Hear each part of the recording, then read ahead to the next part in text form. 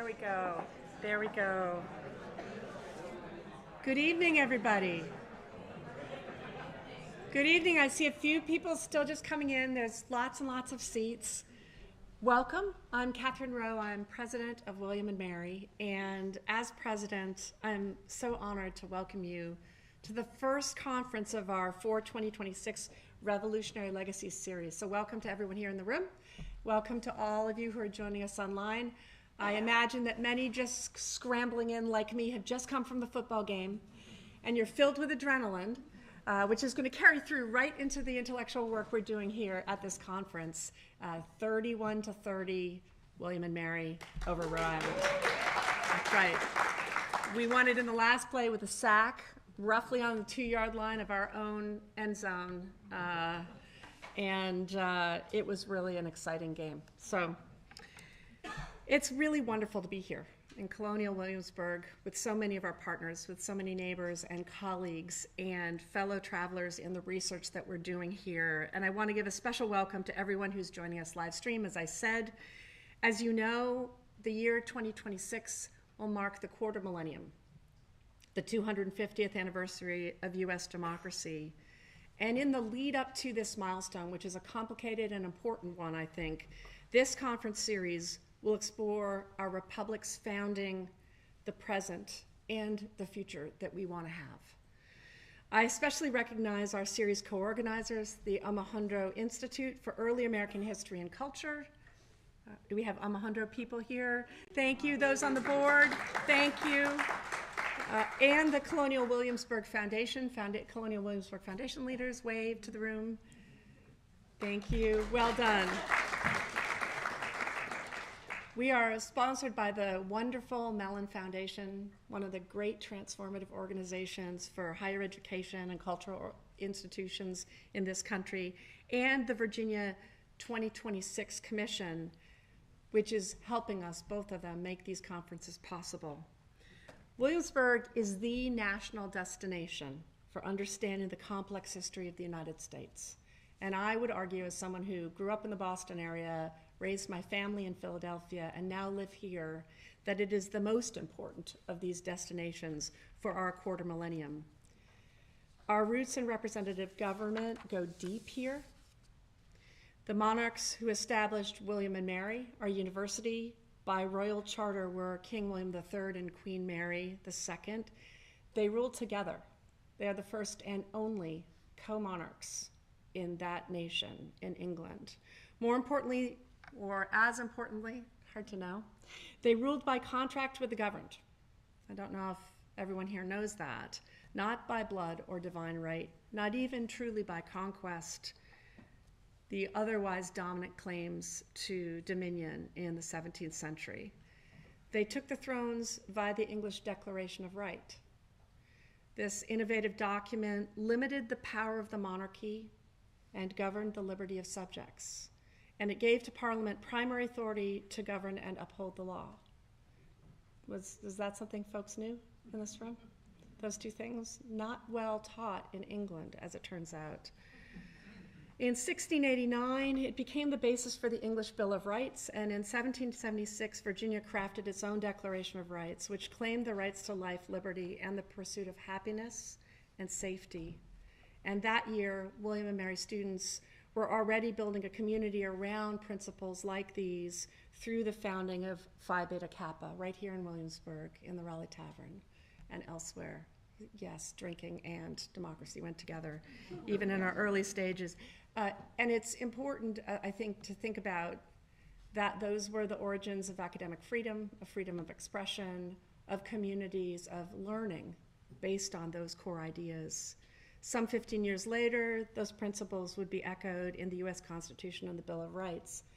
And deeply paradoxically, a paradox that we are all grappling with and still seeking to understand, so many human beings were systematically denied participation in those rights, particularly the 52% of the community here in Williamsburg who are Black, African American, and of African descent, about 90% of them enslaved and about 10% of them free.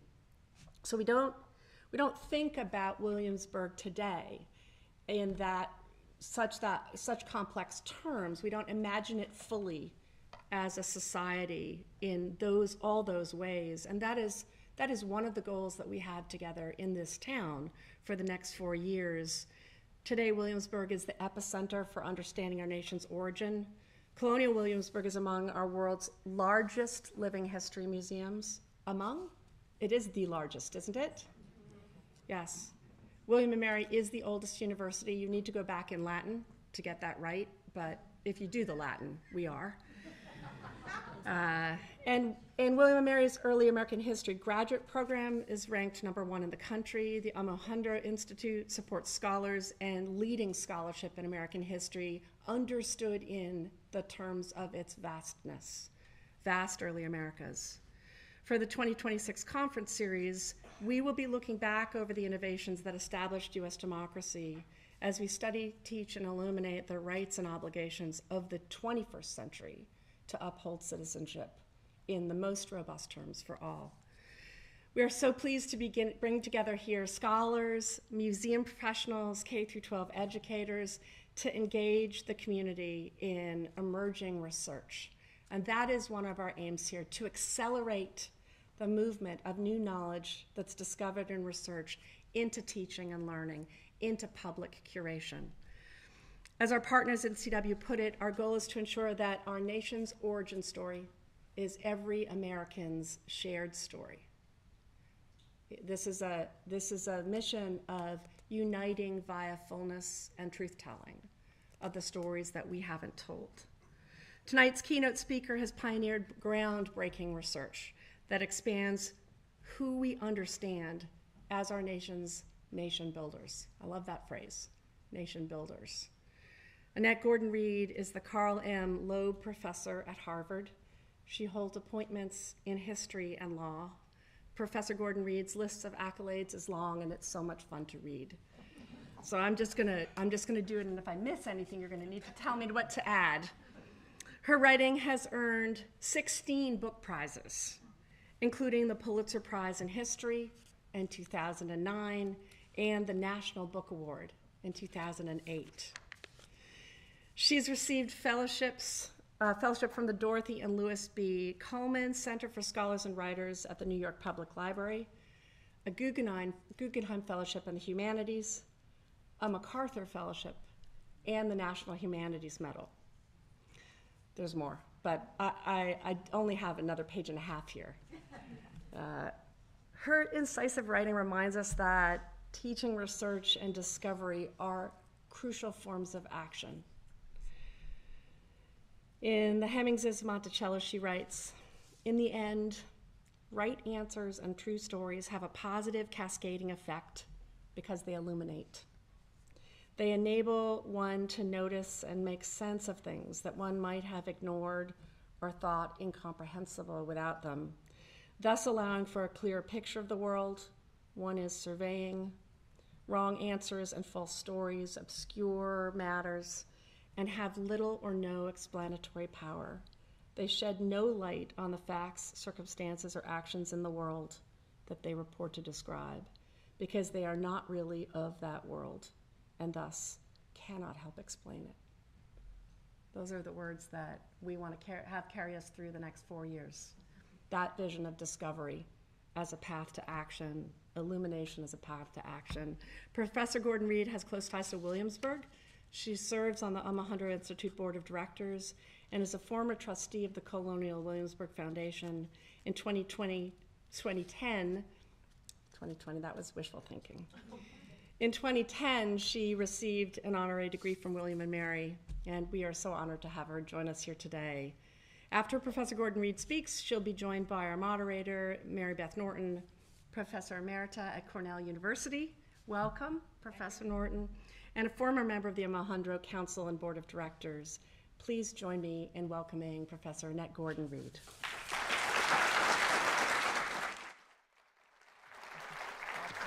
That's me. Thank you very much. I'm glad to be here with you this evening and to see so many of my friends, people I haven't seen for a very, very long time.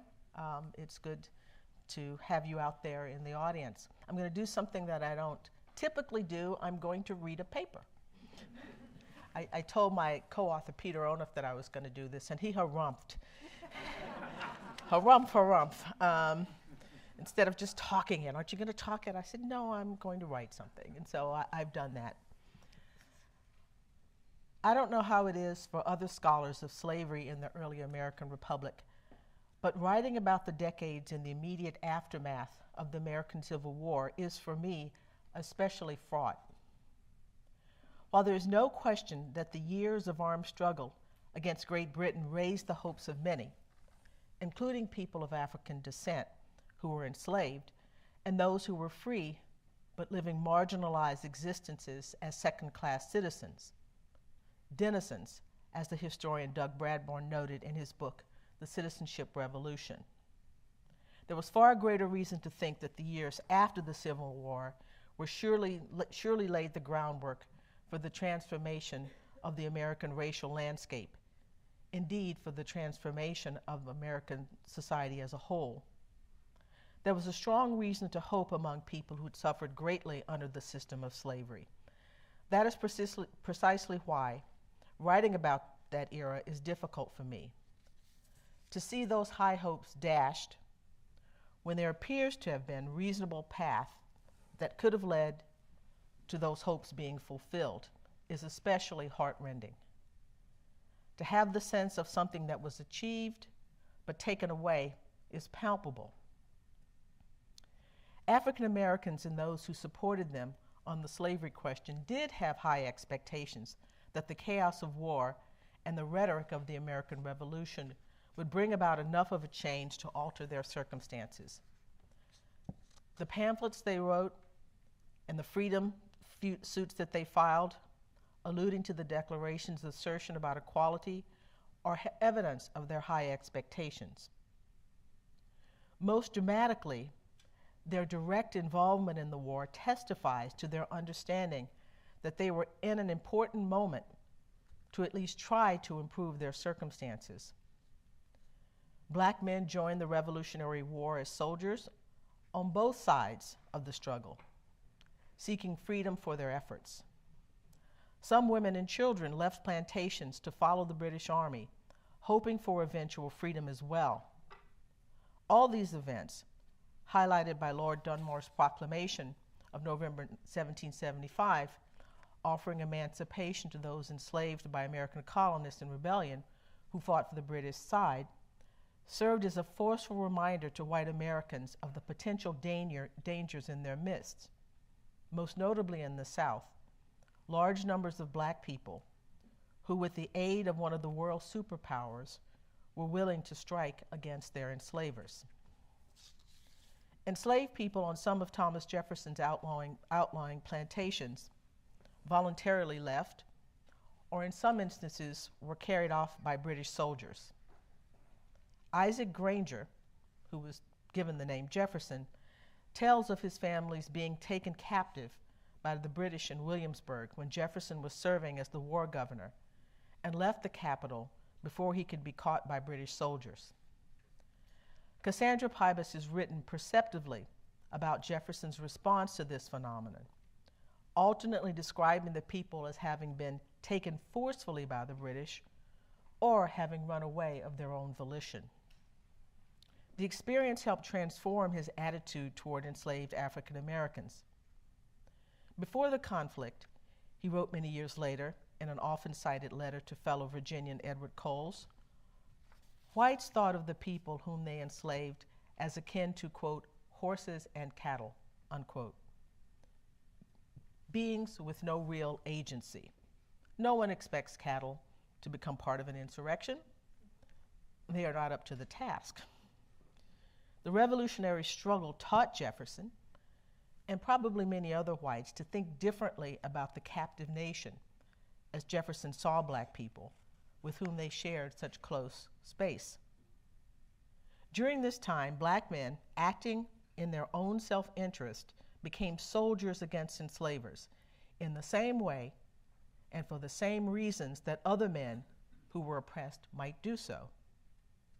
Even the men who joined the Patriot cause, often in exchange for their freedom, presented a different, more complicating image of people of African descent.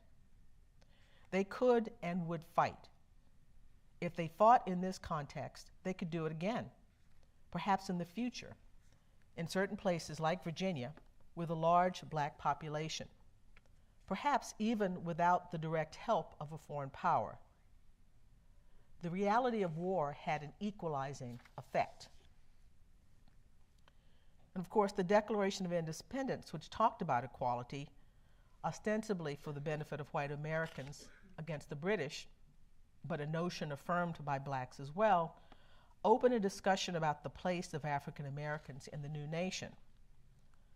The question of blacks' humanity came into the public sphere as black people, at least those who had the opportunity to do so, made public claims that grew out of the idea of the equality of humankind.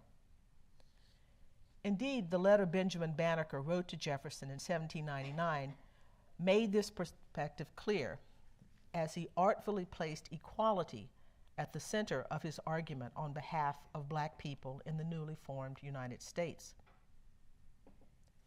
Historians have long noted, as did Samuel Johnson in his imperishable quip about the curious sensation of hearing yelps of liberty from the drivers of slaves, the irony of white American patriots, some of the most well-off and free people in the British Empire, referring to themselves as oppressed slaves of the British.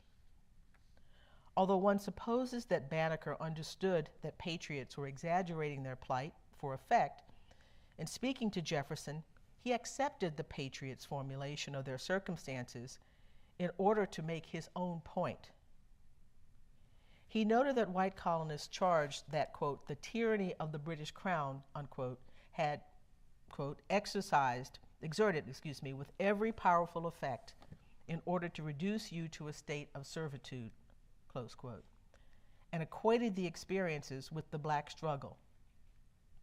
He said, we are a race of beings who have long labored under the abuse and censure of the world, that we have long been looked upon with an eye of contempt, and that we have long been considered rather as brutish than human, and scarcely capable of mental endowments. To address the last charge, that blacks were devoid of mental endowments, Banneker sent along a copy of his, quote, almanac that he had calculated to the succeeding year, close quote. As Americans have been required to struggle to take their place among the powers of the earth, similarly, people of African descent were justified in affirming their equal humanity. By explicitly linking these experiences, Banneker placed equality at the fundamental core of the American experiment. One could argue that he, just like the American patriots, was engaging in a bit of rhetoric based upon a false equivalency. The oppression of the black people faced was on a different order of magnitude than the oppression white patriots experienced in their relationship with Great Britain. But, as we know, arguments don't have to be 100% correct to be powerful. They often appeal to a sense of idealism that, if powerful enough, can guide behavior, even against instinct or personal interest. Jefferson was skeptical of Banneker's abilities, but he did arrange to have Banneker employed, helping to lay out, quote, the new federal city on the Potomac, close quote. Jefferson could not resist basking for a time in the glow of being thought enlightened and progressive. The idea of equality as a basic American value, as Banneker would have it, has retained its power over the years. In fact, as the historian Hannah Spahn and others have shown, the staying power is due in no small measure to the efforts of blacks who in the late 18th and early 19th centuries were the most instrumental in helping to center the idea of equality as a mainstream value in American life. The historian Cinder Stanton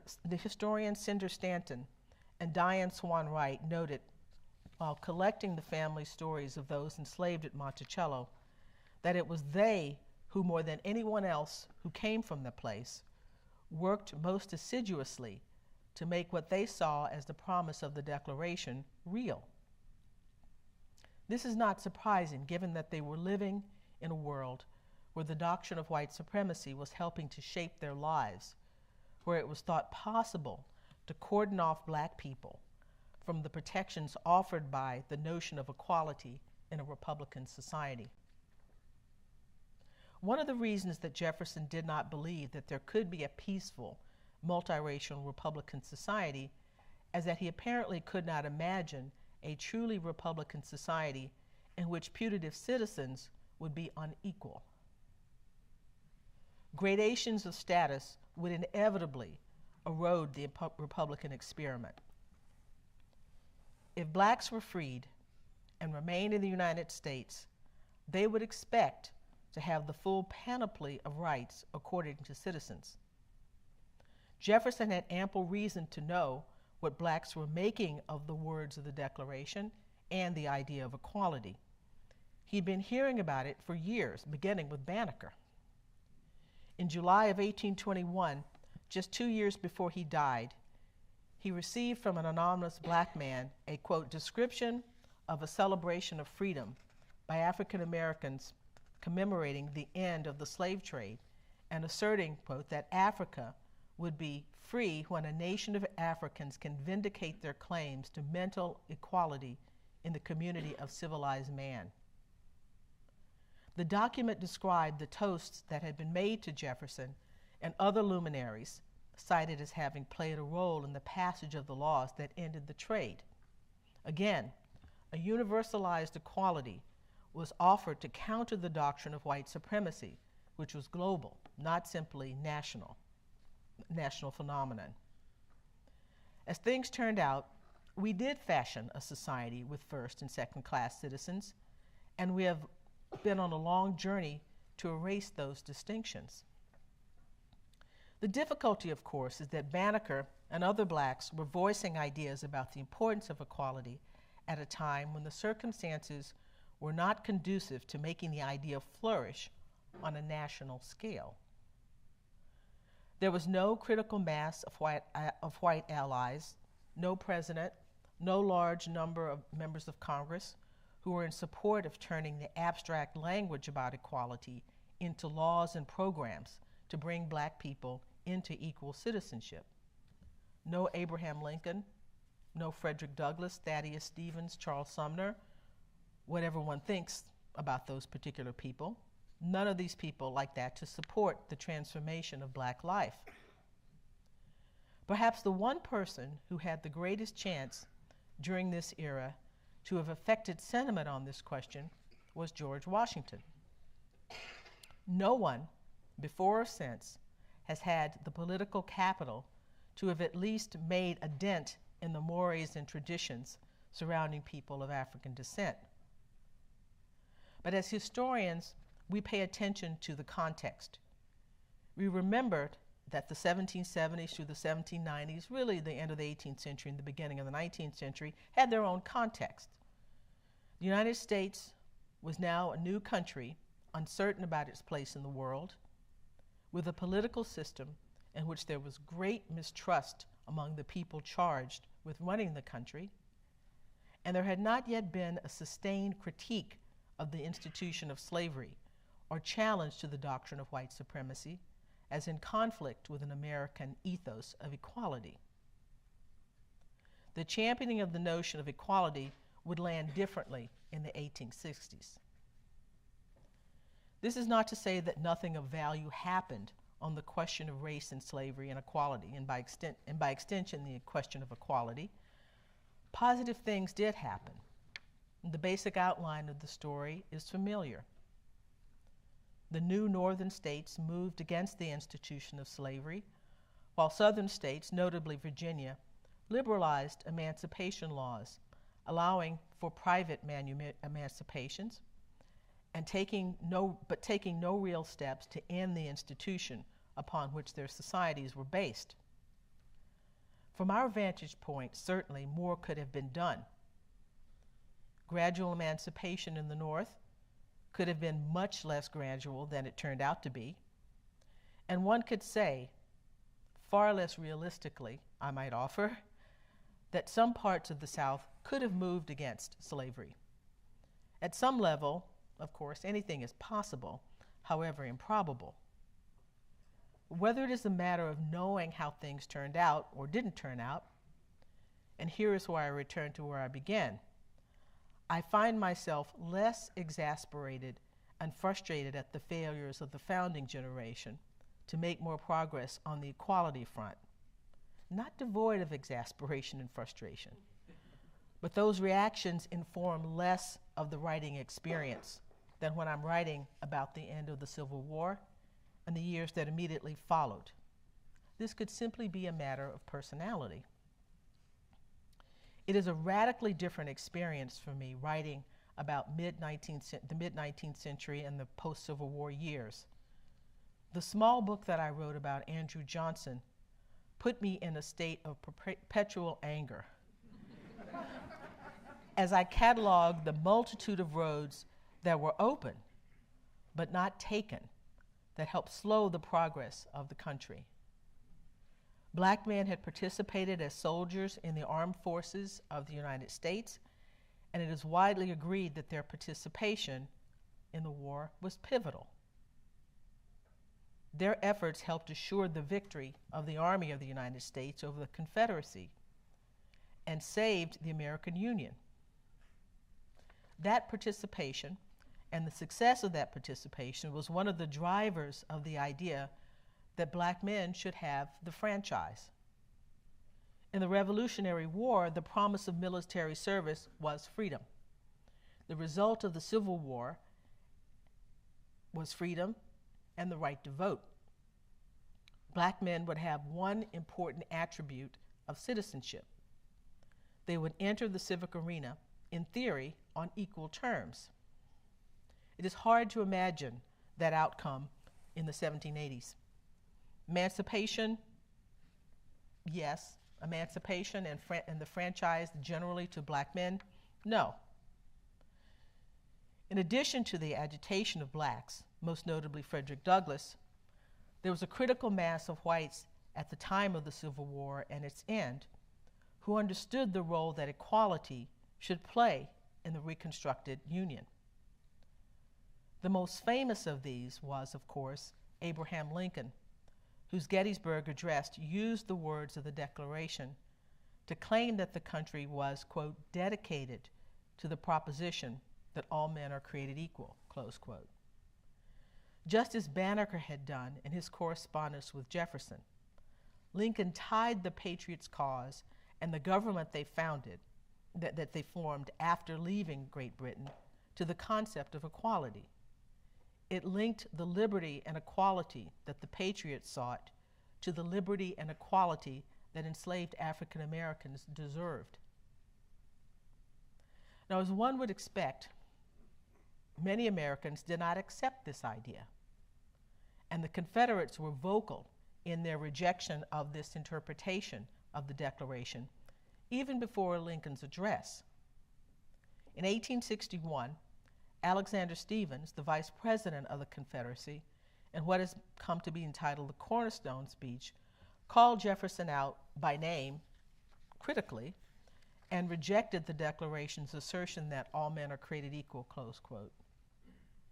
He went straight to the heart of the matter that Banneker and Lincoln avoided in his very short address. Bringing blacks under the Declaration's statements about equality, quote, was wrong, Stephens said. Quote, the great truth was that the Negro is not the equal of the white man, that slavery, subordination to the superior race, is his natural and moral condition. Jefferson's writings about race are well known.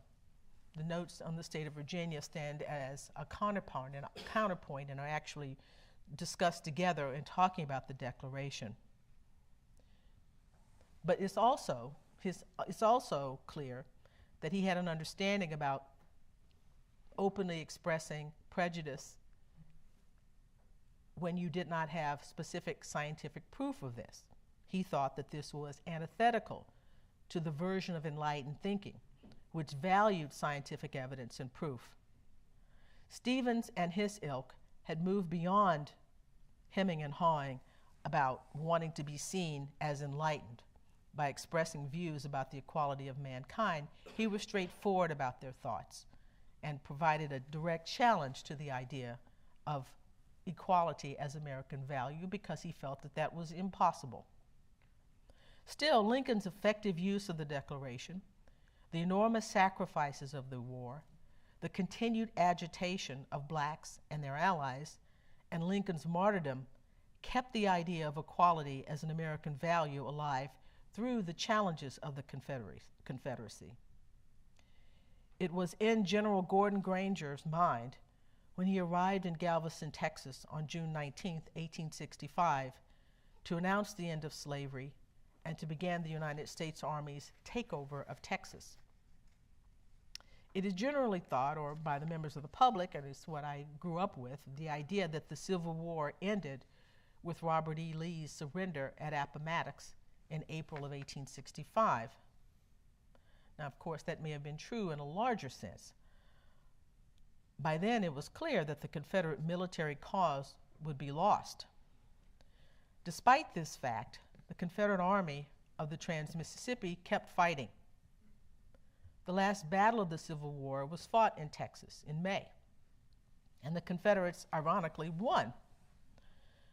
They faced reality, however, and surrendered at the beginning of June of 1865. With this, Granger, who had been stationed in New Orleans, was able to go into Texas and to set up operations.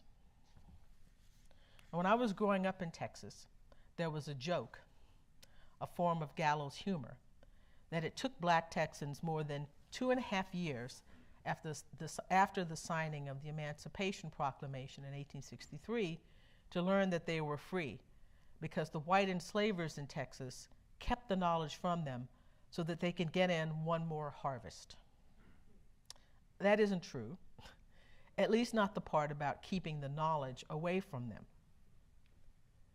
Black people, enslaved people in Texas knew, there's evidence of this, about the Emancipation Proclamation.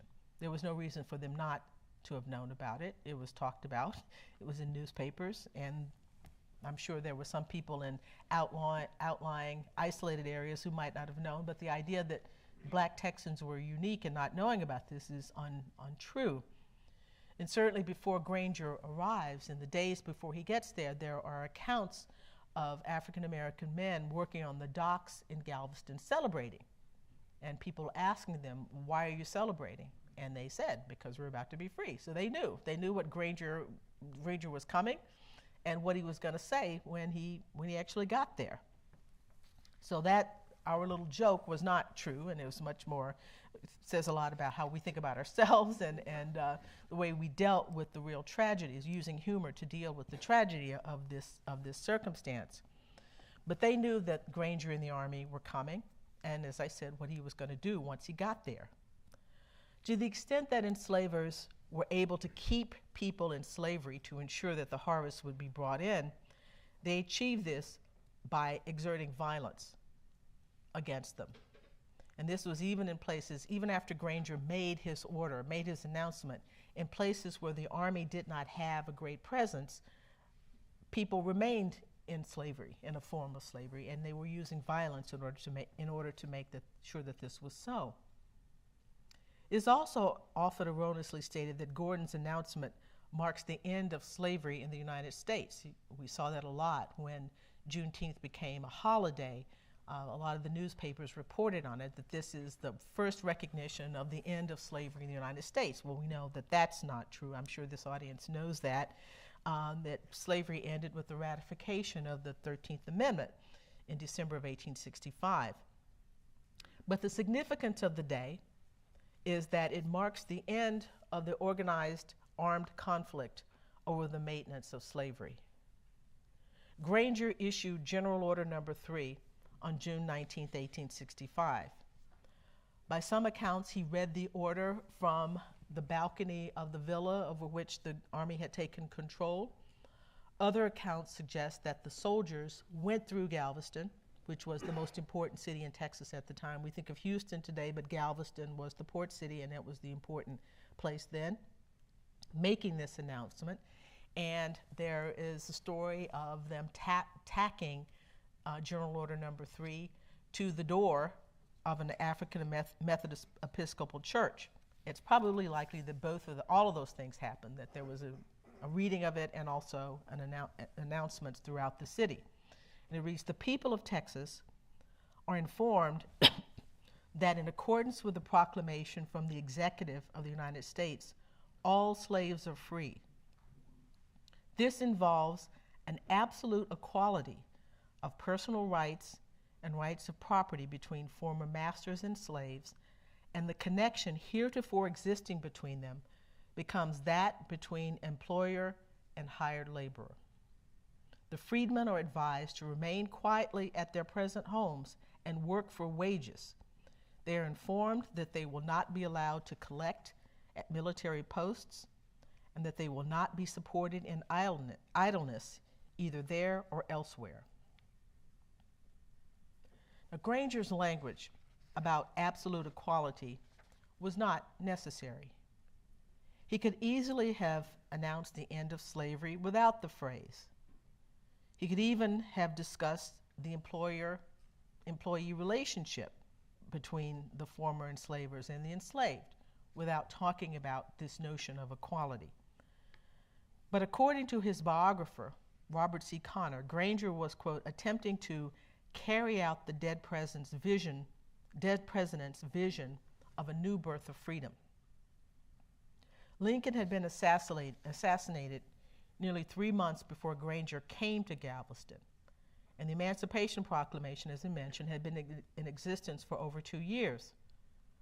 But in referencing Lincoln and speaking of absolute equality of rights between whites and blacks, Granger ties General Order Number 3 to the words in the preamble of the Declaration of Independence. Once the impediment of slavery was removed, the basic American value of equality applied to black people as well as other Americans. It flowed naturally from the state of freedom. It seems clear in retrospect that Granger's statement was aspirational. Saying that the former enslaved were in a state of absolute equality with their former enslavers did not make it so. The legal question of black citizenship in the post-war world was not resolved until the adoption of the 14th Amendment to the Constitution in 1868, with an equal protection clause that mandated equality of interests and treatment under law.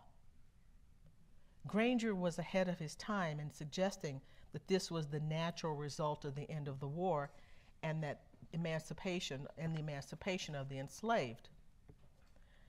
At the same time, it's also clear that General Order Number 3 embodies the mix of high ideals and low reality that have been a twin feature of the American experiment.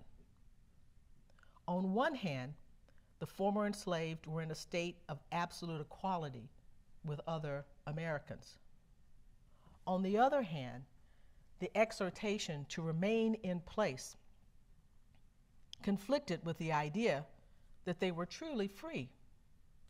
Movement is a characteristic of freedom, and that movement was restricted, or he suggested that they voluntarily restrict their movement, even as he was telling them that they were free.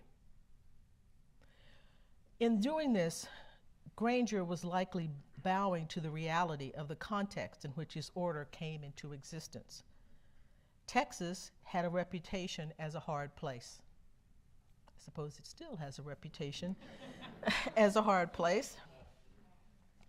Many of its residents were relatively new to the area, having left other states in the Deep South to avoid the advance of the war and the emancipation of enslaved people. And recall, they had kept fighting even after Lee had surrendered, and they had won the last battle. These were true dead-enders, angry and eager to vent that anger upon the newly freed people. As one scholar described it, in Texas, quote, personal and vigilante violence were epidemic in the early post-emancipation period. So Granger's statement about staying in place and not doing things suddenly is probably based upon, I think, his understanding of where he was and with whom he was dealing. Later on, people suggested that the people who were familiar with the Freedmen's Bureau, that they had a tougher time in Texas than any other place. And so this was a very, very difficult circumstances for people at this time period. While Granger's statement about equality no doubt cheered the former enslaved, the evidence indicates that it enraged whites. There are numerous, really sickening accounts of violence enacted against the former enslaved for celebrating after Granger's order was announced. People were whipped. In one town, dozens of people were whipped for being at a celebratory service, cheering their own emancipation.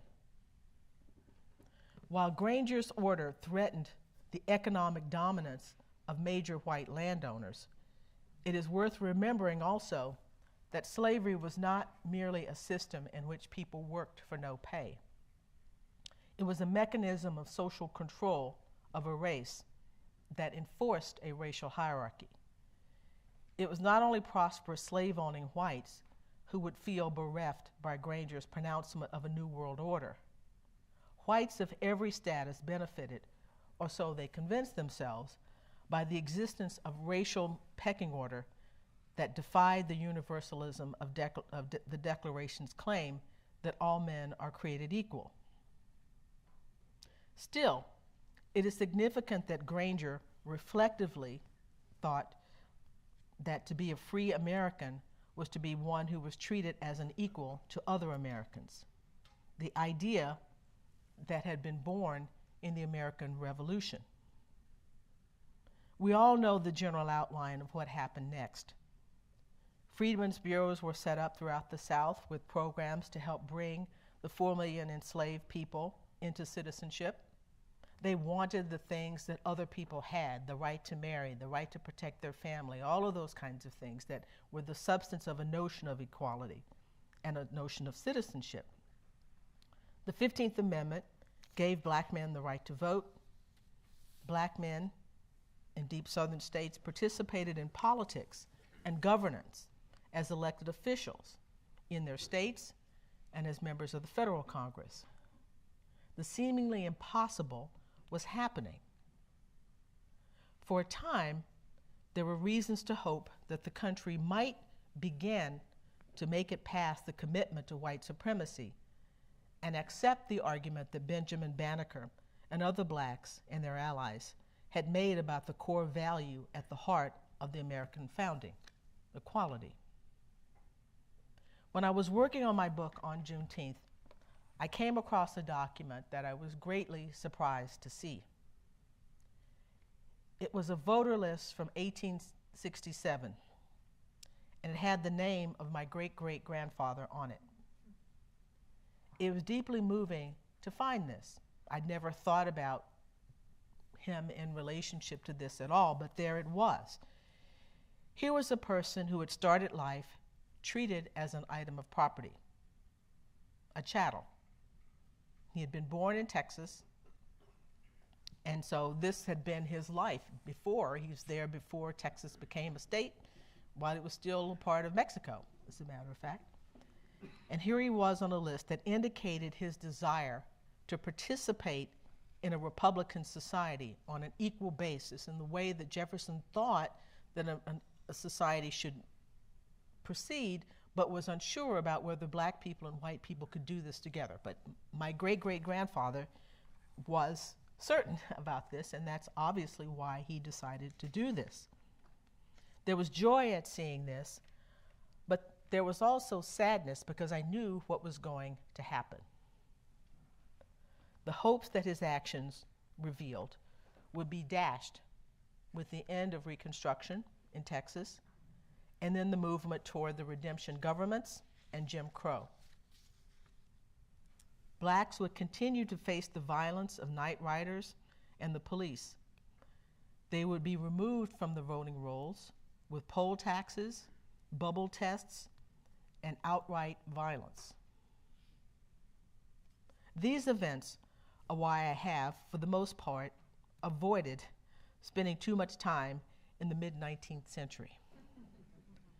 The idea of what could have been, what for a time actually was, is painful to contemplate. To have a desired thing in hand and then have it taken away would seem especially hard.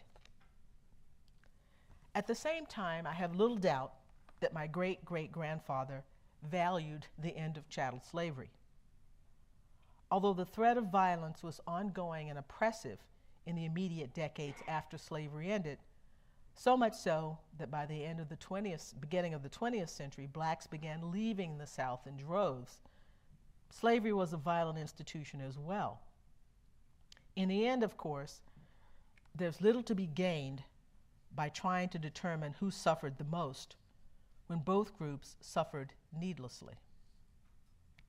What these people had in hand from the very beginning of the Republic, however, was the idea that equality was a basic American value, and that it was their duty to try as hard as they could, in whatever ways they could, to help see that promise fulfilled. It is an idea that resonates plaintively in our current unfortunate circumstances. Thank you.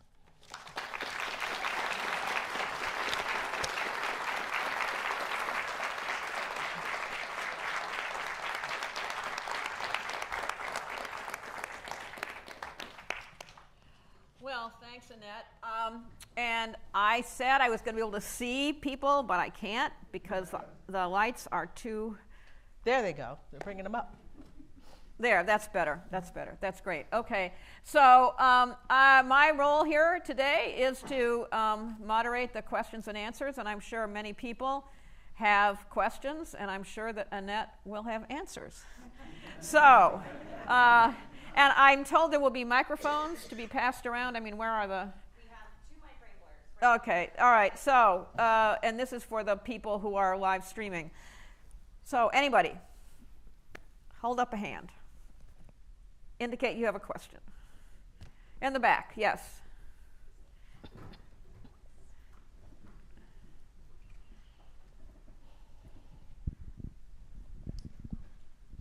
Thank you for your presentation. Obviously, you ended your discussion with talking about kind of today and the struggles that we're dealing with. Today, I think we hear a lot of people talking about they're strict constitutionalists. They are really into the Constitution. The founders were obviously here at Colonial Williamsburg and William and Mary, which a lot of these men were kind of walked these grounds. How do you respond, or how do you think that we can look at both the, I guess, how we look at people of the past and their flaws as well as their accomplishments, and in our discussions of today and how we can move forward or build a better country, not necessarily being beholden to the mistakes and the flaws of our past framers of the United States? Well, that's a tough question. That's a very tough question.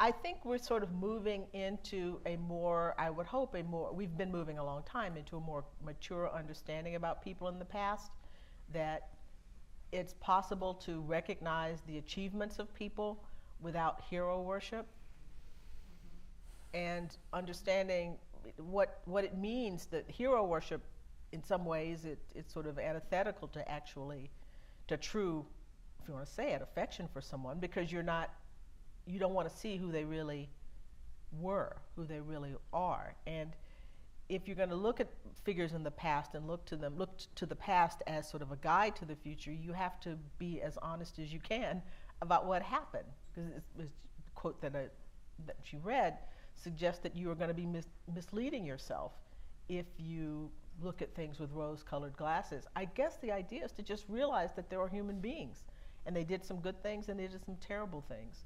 And the things that are good and useful you use, and the things that are bad you discard. You don't have to go along with it, but you don't pretend that they're not there. So I just think it's looking at it the way you look at friends, family, people that you know who are human beings who are flawed, but you, as I said, you take and use what is useful, and the other things you don't. You say we're supposed to progress. We're supposed to get better. We hope we can get better. It doesn't happen that way all the time, but that should be the goal.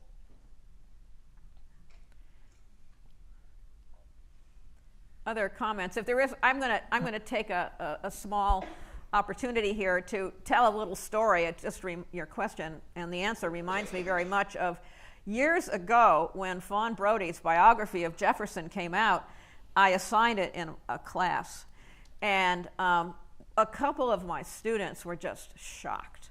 They were so appalled by the thought that Jefferson had fathered the Hemings children that I remember him, he was a rural New York kid, and that I often got at Cornell, and I remember talking to him, and I said to him, he was really taken by the book, and he was really shaken by it, and I said, he said his brother was in high school and was also studying Jefferson, and I said, are you going to go home and tell your brother about what you've learned? And he said, oh no, I wouldn't dare. Mm-hmm. And it was just, he couldn't think about the possibility of showing Jefferson's flaws that he had learned about in the Brodie biography. Well, the problem, that story illustrates, it's a bigger point here, that what we're talking about in this situation was something that was endemic to that society. So in denying it about Jefferson, in a way, is sort of denying, well, acting as if it were impossible. Yeah. You might say, there's a difference between saying, there's not enough evidence for me, I don't think this is true, and blah, blah, blah. That's one thing. But to say that it didn't happen, right, or that this is impossible, or this is some weird thing, when it, as I said, it was a common thing, and African American people have always said that. You go to African American family reunions, and everybody's a different color and hair textures, all kinds of things. And you look at the DNA, certainly now has certainly answered this question about how prevalent this kind of thing was. So it's not, the problem is not just denying it about Jefferson, it's denying a reality of that particular society and the story of millions of people. Right. Okay, other people. Yes, right here. There's a question right here in the back of the room. He's got the mic. Can I have a mic down here? Now they're all popping up like mushrooms after the if Lincoln down here summer rain.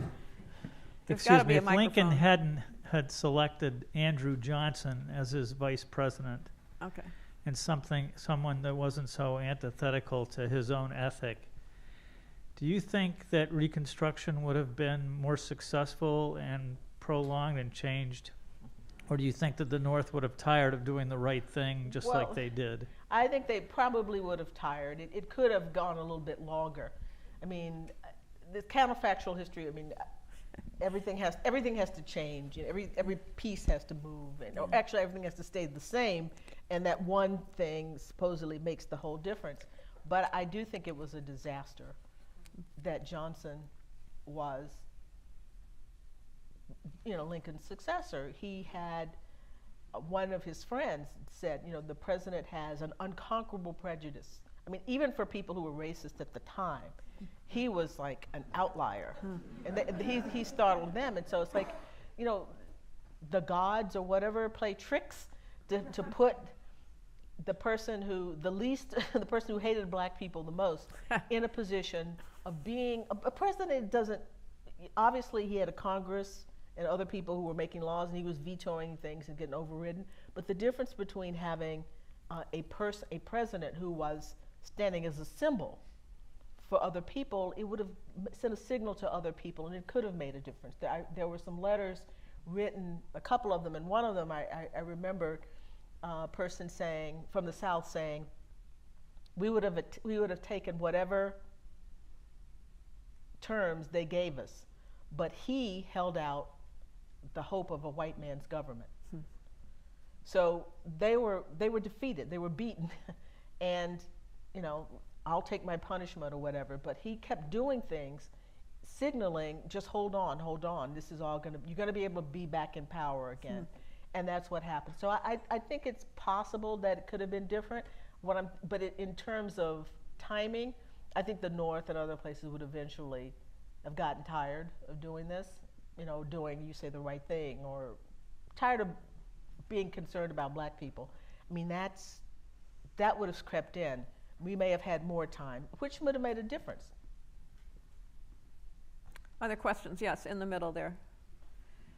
Wait for a microphone. Thank you for your talk this evening.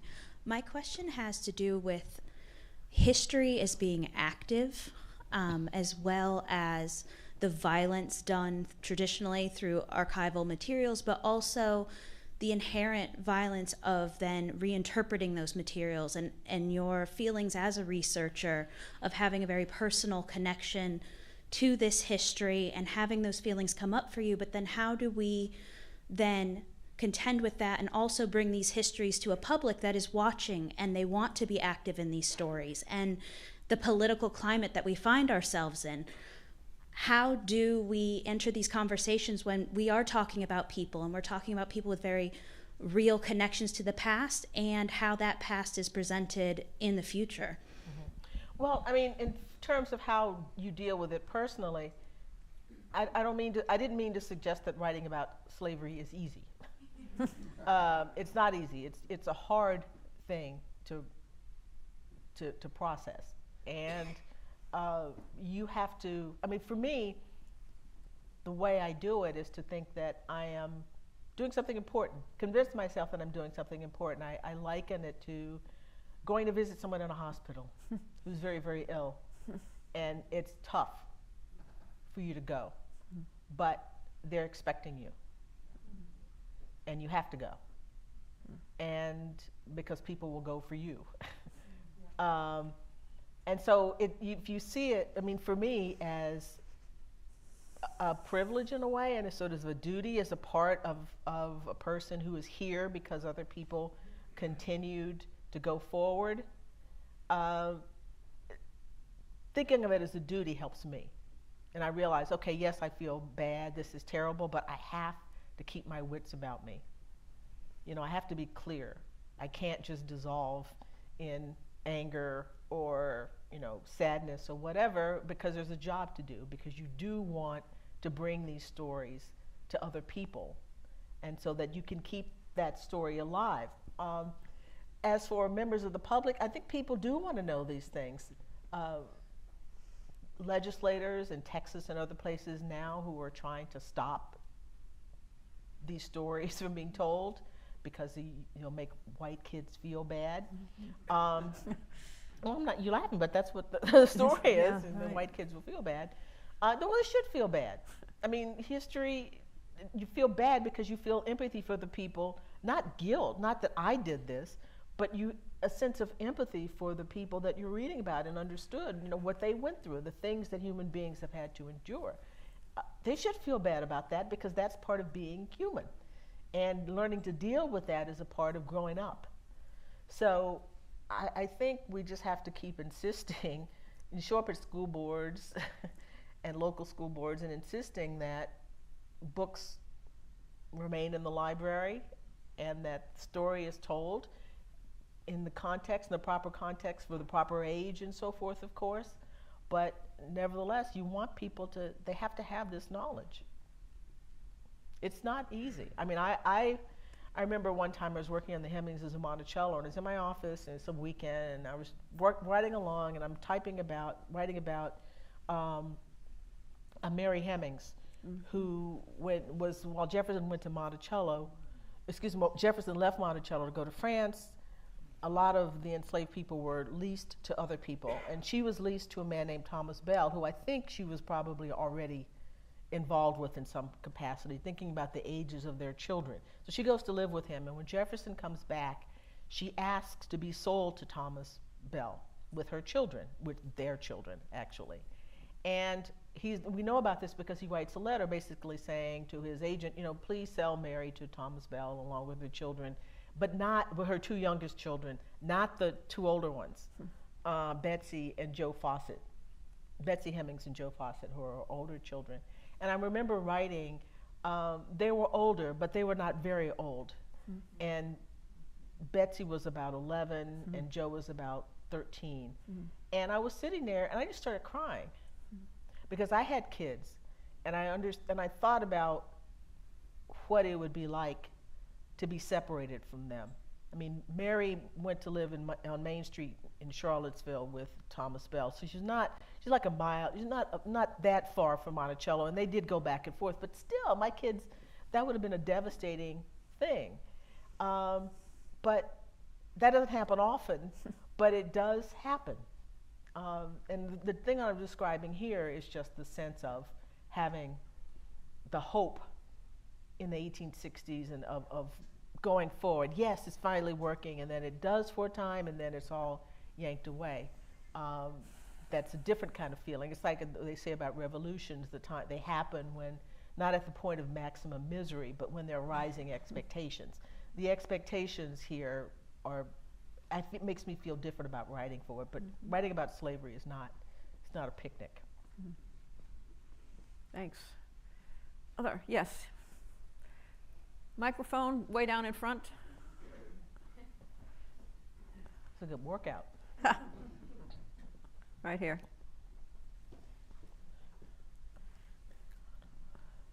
Thank you. I have a tough question, but it's something that has made it, your comments have made it easier for me to ask the question in your description of slavery and thinking about us visiting someone in the hospital who's ill.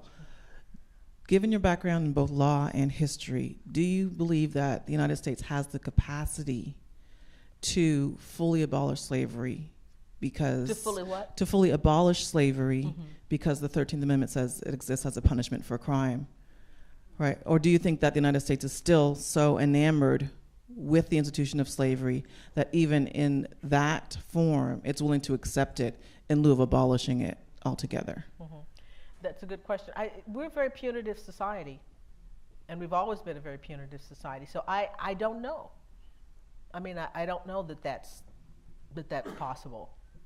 But it's a great moral question, and we're culturally predisposed to punishment. So the answer is I don't know. I mean, I might have said something different 5 or 10 years ago, but we're in a really weird time, and I'm not in a very optimistic mood. So, so I have to say I don't know. It doesn't strike me as likely. John?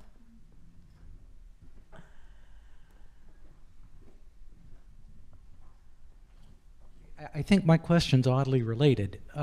You talk about the hope at the end of the Revolution and then jump to the hope at the end of the Civil War. And the hope at the end of the Revolution, the northern states, as you say, it's far too long, they're emancipating. But in Virginia, the manumission law of 1782, and what happens is the number of free blacks in Virginia skyrockets from a very, very low level. In 1806, when the law is changed, it just flattens out.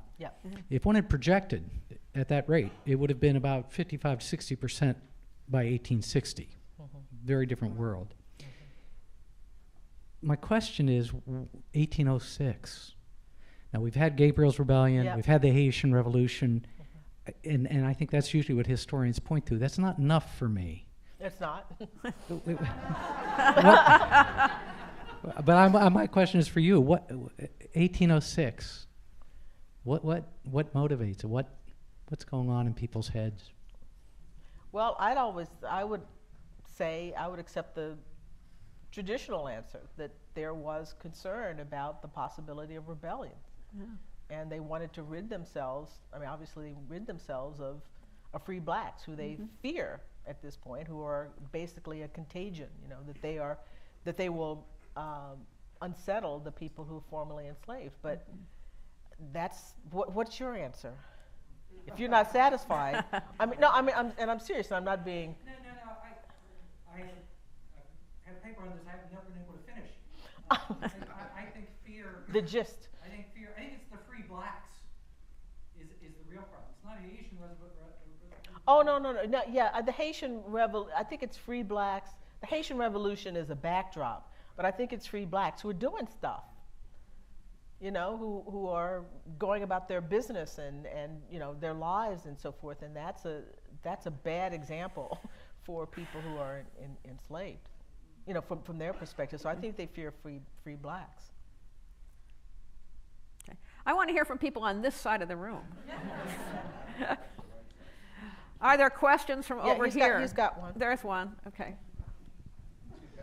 So inevitably, you know, students ask questions about, you know, some who are of the more left persuasion will say, shouldn't we just tear down every single statue? Shouldn't we just, for all these enslavers, you know, George Washington included? Then you'll have the other group on the other side who will, you know, my heritage, etc.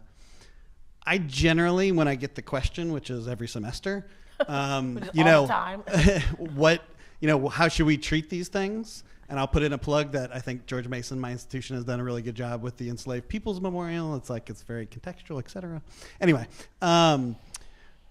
my general response is, you know, of course, we're all, you know, most of us are historians, so it's contextual. Let's look at the context. And, you know, what was the status of anti-slavery thought at the time? And using that as a guide, you know, the people in the 1600s who were enslaving, okay, it was pretty popular across multiple cultures, you know, from the Ming to the Ottomans to Africa to the Americas. Slavery is a thing. So, you know, maybe not that we should give any of these people a pass anywhere in the world at that time, but let's be contextual about it. You know, at the time of the founding, the anti-slavery movement is significant, but is not, you know, 19th century anti-slavery. And so I try to put it in context like that, and I'm looking for the Annette Gordon-Reed stamp of approval that I am, in fact, teaching correctly by doing it that way, as a sort of counterpoint to, you know, what could they have known, what did they know, and reject as a way of sort of teaching it to 18-year-olds. Well, you know, I think it's sort of implicit in what I was saying is that people of Jefferson's time, of the 18th century, appear to me, then would be primitive compared to, I mean, someone mentioned, I remember a eulogist, somebody who was writing about Jefferson who knew him but long after he died, that he never saw a train. You know, this is somebody who's in a different kind of world. He just misses photography, you know, being photographed. So I do think that contextualizing it is important, and how you come down on that, is it enough? Does contextualizing it change people's attitudes about it? What do your students, how do they respond to that idea? I think not good enough. You think you're copping out of it? I think they think I'm copping out of it. They usually nod. Yeah, I mean, it's tough. There's not an easy answer for that. I mean, for me, it's not. I've always distinguished people in the founding generation from, say, the Confederates. You know, that's a context, that's a bridge too far. The difference between founding the United States or hoping to find the United States and versus destroying it, that's a way of distinguishing these people. But I can understand why they feel that you are copping out on all of it, but I don't think you have a choice other than to talk about context. And if you really want to find out, if you want to look at, for me, looking at it as clearly as possible, you do have to think about the context of it. And for some people, that's still not good enough. You know, there are plenty of other people to honor. There are plenty of other statues. I mean, I don't know that we should be doing statues. That seems like an art form from the past. But maybe it'll come back. But I don't see any way around it. Because everybody's going to come down differently.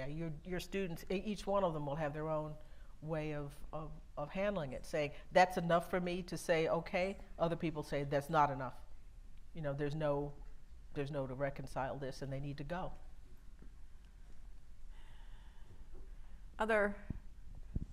Questions, comments there, yes. Can I first just point out something really obvious that I know you know to my colleague, and that is that there was always one group of people who did not think slavery was a good idea among the Ottomans, in the Old Testament, in Africa, and in America, and that was the enslaved, who constantly made that clear. At the Federal Convention, right in the Constitution, when the Southerners were saying, well, if you're going to tax our slaves, we ought to tax your cattle. And Ben Franklin said, cattle do not make insurrections. Welcome again to back to Virginia. Annette, can I just want to make a comment on your, that's not a question, but you might want to comment on it. Your point about Benjamin Banneker is very well taken. Eric Slaughter looked at everybody who quoted all men are created equal, from Lemuel Haynes, who was the first person to quote that phrase, back when, the Continental Congress only put one two-word expression in all caps 3 times. And that two-word expression was independent states, independent states, independent states. That's what they were about. And Eric, and this goes back to Pauline Maier and David Armitage, all make the case that Lemuel Haynes, by quoting all men are created equal, being the first person to do that, and then Banneker, and then out of the 27 quotes we have of all men are created equal, for the rest of the 1700s, that is up till 1799, 27 people quoted that. 19 of them were opposing slavery. Haynes, Banneker, lots of Quakers, and so forth. And their case is that if they hadn't done that, then the Declaration would have remained a secession document about independent states, independent states, independent states. And as Lincoln said, once that's accomplished, it just becomes wadding on the field, waste paper. And it's the document that it is because of, as you say, Benjamin Banneker and others. Yeah, well, I mean, Hannes Spahn, who's a German scholar of Jefferson, was written a really good book, and it's going to be coming out, that talks about the African American intellectual tradition during at the end of the 18th century, the beginning of the 19th century, in which they're the ones who are talking about equality and making it there. And that's why I think it's important, because when I mentioned that Jefferson understood this, he's getting these missives from people that this is what it means, and that he understood, certainly by the end of his life, that it had been transformed. He probably wouldn't have located it with African American people, but it meant something very different than when it started out. And I'm not an originalist with the Constitution, and I'm not an originalist with the Declaration. It's a living document that people take, and they make those words something, and African Americans did it. And that's why, I do think it's fascinating that Granger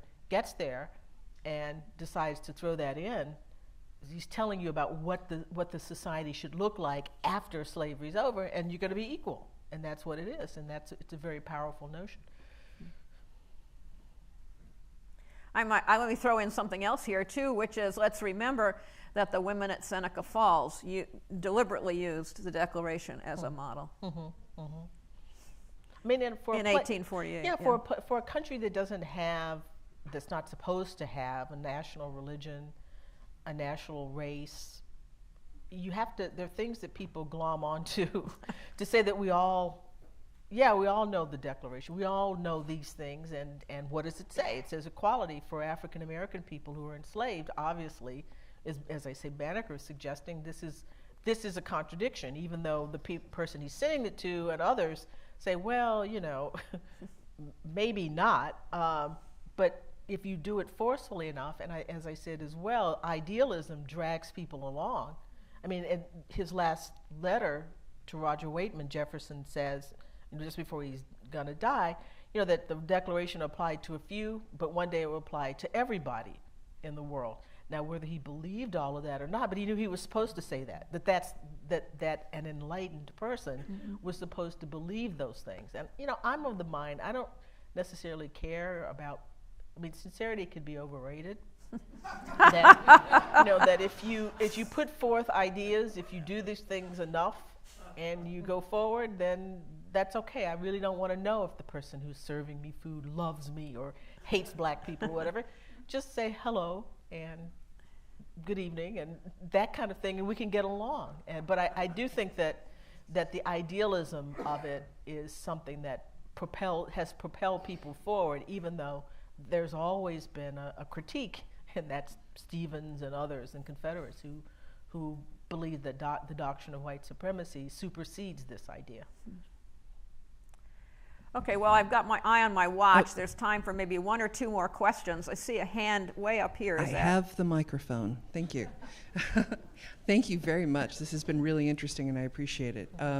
One of the things that keeps going through my head is that history connected to current identity.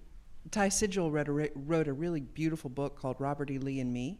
And he looks at his identity and the identity of the culture around him, and he examines the history of Robert E. Lee and then confronts how that myth grew out of Robert E. Lee's life and kept living and rising like a mushroom. And it just seems to me that the problems we're having right now are really related to that the tendrils of history that's embedded in our identities today. So I'm curious about your thoughts about that. Well, people are connected, and one of the reasons that there's such a resistance to teaching about slavery and teaching about race and racial problems is because there are parents who don't want the story. They don't want people to know what their great-grandparents did. And they don't, and even more importantly, not even necessarily their own personal great-grandparents, but the idea that African American people have suffered in ways that have put us behind. Income gap, all of those, the wealth gap, all those kinds of things. There's such a myth about self-sufficiency and individual initiative, and if you are behind, it's because you personally are flawed in some fashion. But if you think about, these people had some land when they lived in a town, and then one day the town came and told them that they all had to leave, and they had to go, and they took their land. The kinds of things that happen that just seem that people feel bad about, but feel that they would rather hide than discuss. And I think it's bound up in their sense of identity, how I got to where I am because of my hard work and so forth, and my parents and all of this, and that's the way it's always been. People really do want to believe in a myth of sort of self-sufficiency and equality that actually has obtained. And it definitely is tied to identity in the sense of how you think about themselves, and the stories that we're telling now challenge people. Jefferson, you mentioned your students, challenged their understanding of who they are. Okay, one more question, right here. The fight. The got microphone? The mic? We got one. Oh. You got a mic. Okay, go. Start talking. It's kind of a comment question, but one of the things in line with what was just being talked about is, and it really strikes me, is that there was this need on the part of whites who could not handle black emancipation, that they had to play dirty in order to make their playing field level.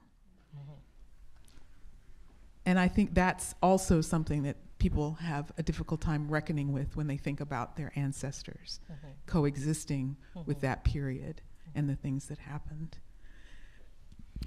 It would be so, again, back to the exasperation. It would be so easy to think, we're all poor people here. I'm poor white, this is a poor black person, we all deserve roads, we deserve public education, all those things. Why can't we all get along? I mean, that famous joke that everybody laughs at, because it's a central question, but we apparently can't in many instances. It's hard to understand why people would a region would opt to remain behind rather than accept the progress of the entire society. I mean, studies have been done about this, showing that the support for a social welfare system goes down when people see other types are going to benefit from it. If I don't want a road, if the Negro has a road, then we shouldn't have roads. I'd rather go without. I mean, we don't understand what. It's hard for us to fathom what that's about, but it's definitely there. It not just was; it still is definitely there. Yeah. And that's the other thing about it is that if you're honest with yourself, you kind of see that there are echoes of that, or more than echoes of that exist today. So it might be fear. When I say that I'm exasperated and frustrated, it's because I realize I'm telling a story of now as much as something in the past. Yeah. So on that note. Well, let her do this. She's got the mic, and I'll finish. Okay. I'll make it quick. So one of the areas that I am very intrigued in is about the role of faith and religion. And so you're scratching your head. Might not be a short answer, but just in terms of how that was used to justify the perpetuation of slavery, and at the same time it was used by the black enslaved to have hope in what could be. Well, that's the real paradox. People used the religions to tell themselves the story they wanted to hear.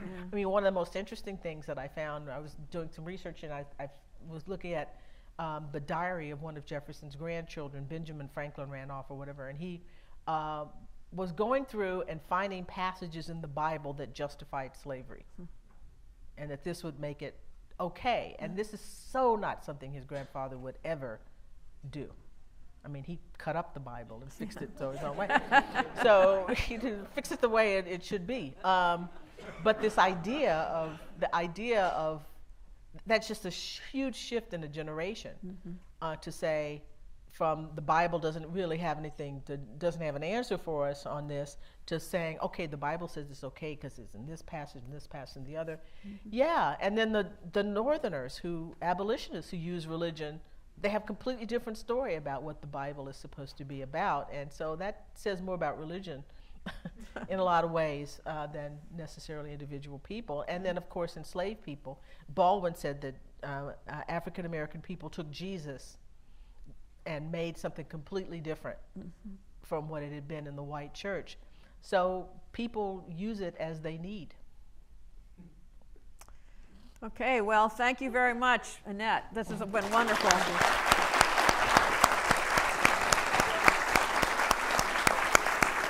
Thank you. And thank you, everybody. It's been a great conference.